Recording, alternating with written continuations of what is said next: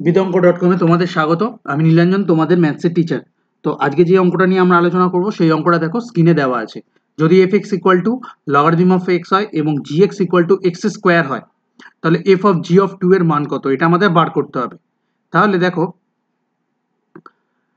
f of x, প্রথমে আমরা f of x কত দেওয়া আছে সেটা লিখে নিই। f of x দেওয়া আছে লগারিদম অফ x, আর g of x দেওয়া আছে x²। তাহলে প্রথমে দেখো আমাদের বার কি করতে হবে, আমাদের বার করতে হবে f of g of 2। তাহলে প্রথমে আমরা কি করলাম, g of 2 বার করে নিই।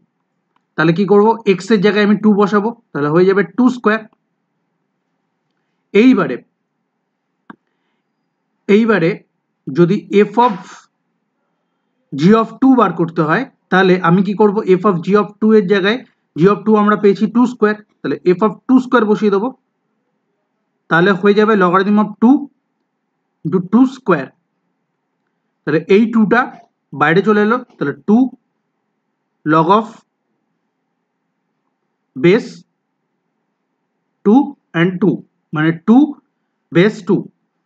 তাহলে log of 2 বেস 2 কত হয়, 1 হয়। তাহলে 2 × 1, তাহলে কত হচ্ছে 2। অতএব f of g of 2 হচ্ছে 2।